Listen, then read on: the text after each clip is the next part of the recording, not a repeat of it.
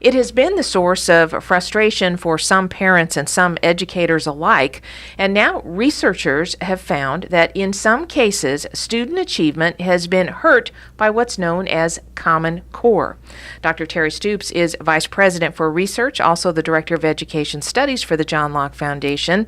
He's taken a look at all of this and is joining us to explain exactly what the researchers have found and what we might do going forward. Terry, welcome back to the show. Thank you. First of all, just a brief primer. What is Common Core? Common Core is a set of reading and math standards that North Carolina adopted in 2010. And these standards were written by a few groups and trade associations from Washington, D.C. Achieve Incorporated. The Gates Foundation had a role to play in the development of Common Core. And most states adopted Common Core in 2010 to 2012.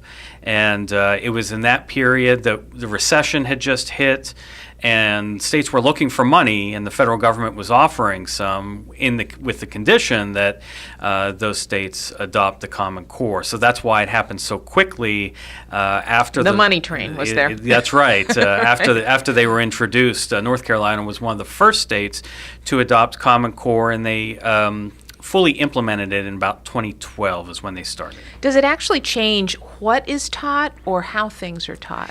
Yeah, this is actually a pretty serious debate in research circles because standards just outline what should be taught at each grade, the content that should be taught, the goals that students should meet in each grade in reading and math.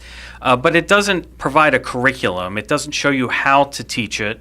It doesn't show you what lessons to provide.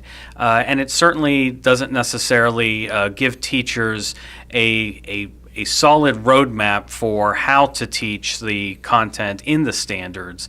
So they strongly influence what's taught in the classroom, but they don't necessarily dictate how it's taught. And you know, to the extent that we know the effects of Common Core once it was introduced, we can only speculate that the teachers stuck to the standards fairly closely when they were teaching the content in their classrooms. It appears to be having quite an impact, and unfortunately, in some cases, a negative impact based on some research that has been released and a story published by the Federalist. I believe it was Joy Pullman who wrote about this. Tell us what the research is showing. Well, the research is showing that absent of the Common Core standards, student performance on the Federal National Assessment of Educational Progress tests would have been higher had the states not adopted Common Core. So what they basically did was they looked at the National Assessment of Educational Progress, which is a test that's administered by the federal government every 2 years in grades 4 and 8 in reading and math. And the reason why you use that test is because we've been administering it for a long time. So we have test results for a very long time. And these are the NAEP tests that people hear about. Tests. That's every right. Year. Okay. And really, they're the gold standard of testing. They're very rigorous, and researchers seem to like to use them because they're so rigorous and because there's such little variation every 2 years in the test itself. So what the researchers, the American Institute of Research did was essentially look at what would happen if the states kept their old standards and predicted what their scores on these NAEP tests would be if they kept their old standards compared to what they were under the Common Core standards. And they found that in grades 4 and 8 in reading and math, the scores would have been higher if they just kept their old standards compared to what they did when they adopted the Common Core standards. Fair to say that is alarming? Yeah, absolutely it is, because what we were told, what everyone was told when the Common Core was adopted in 2010 is that it was a game changer. Not only would all the states be using the same standards, which would allow a student to easily move from school district to school district without losing content, is that they were going to raise student achievement. I mean, this was the promise that in the two areas that we care about the most, math and reading, that students were going to learn more, be able to do more, because they had these supposedly strong standards that were underlying the curriculum and the testing that the states provide. Well, that doesn't seem to be the case, and that's the most disconcerting part about this, is that we've invested a lot of time and a lot of money in standards that probably had a negative effect overall, and certainly didn't have the type of positive effect those who were urging us to adopt the standards claimed it would. Terry, for years now, we have had a contingent of parents and some educators who have been saying this is a very bad idea. I mean, this was kind of a national movement against Common Core, and this research seems to bear out their concerns that this wasn't going to work out. So what happens now? Well, that's a great question, and you're exactly right. If you look at polling done on Common Core, support started out fairly strong in 2010, but then both teachers and parents started to sour on the idea once they realized what was in the standards and how they were being translated into classroom practice, especially the math standards, which tended to not use the old standard way of teaching math, but introduce new methods that tended to confuse students.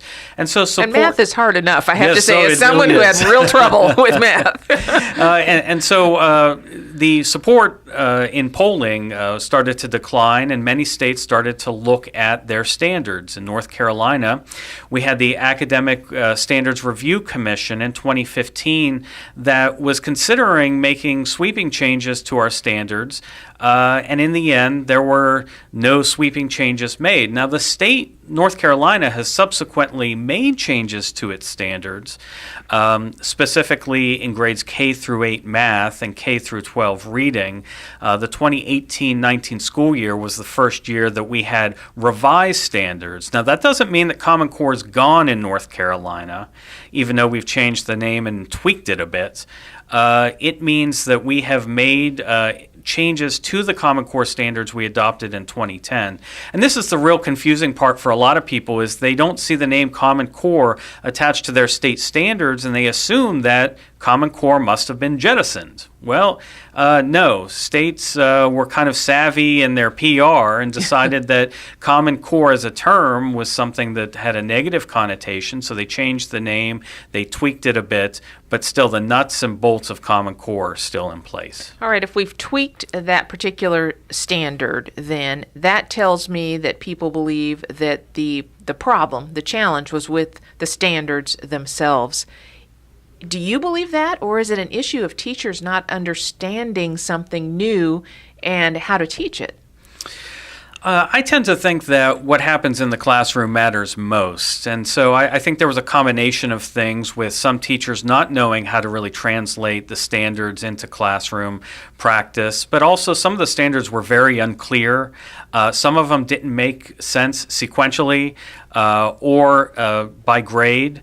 And so teachers were, along the way, making their changes based on what they know of their students to the standards. And then that may have played a role in why we haven't seen the kind of achievement that they were expecting. But I think this is an experiment that's gone bad, and that states should seriously consider revising their standards and looking at states that have rigorous non-Common Core standards as models.